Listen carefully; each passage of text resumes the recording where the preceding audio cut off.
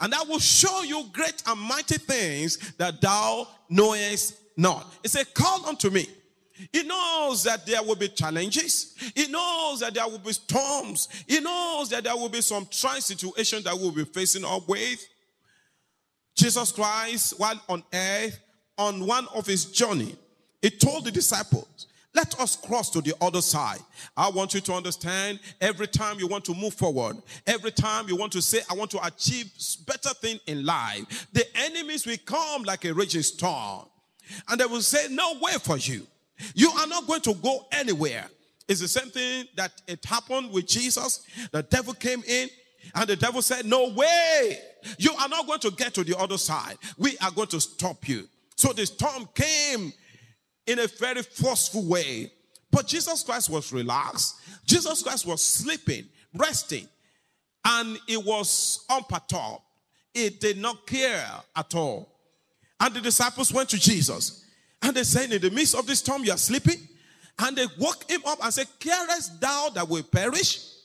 Don't you care about this storm? Don't you think that we can perish? Jesus Christ looked at them. He said, ye of little faith.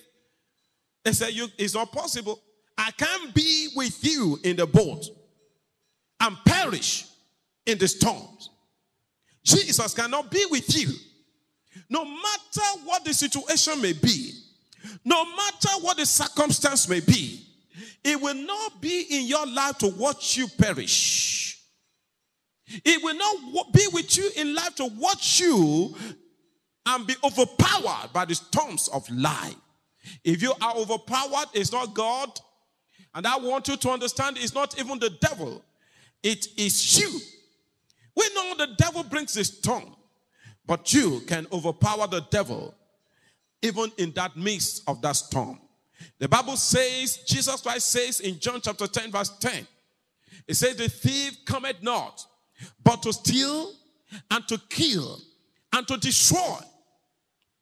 The thief, the devil, comes not but to steal your joy, to kill, to shorten your lifespan, to destroy your life, to destroy your business, to destroy your home, to destroy your happiness.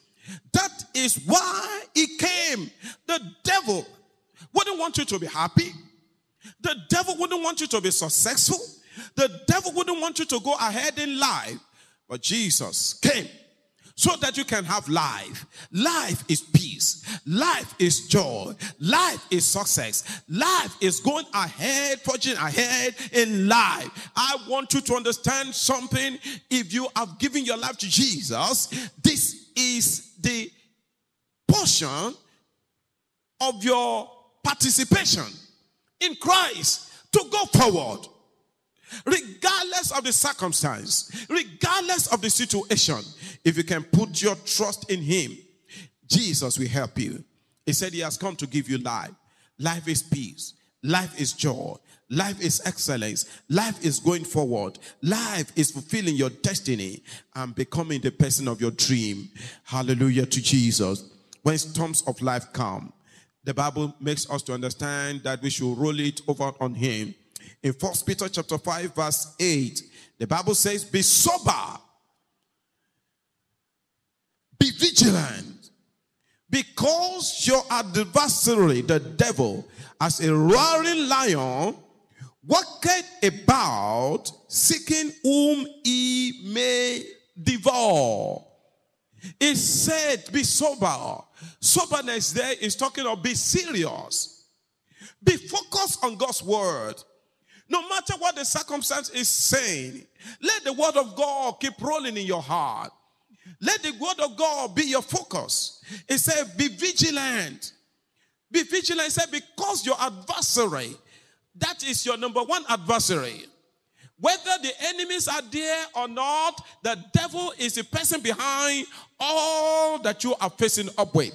It said, be vigilant, for the devil, your adversary, moves about like a roaring lion. He's moving about like a roaring lion. He's seeking for whom to devour. He's seeking for the person to destroy his life. He's seeking for the person to destroy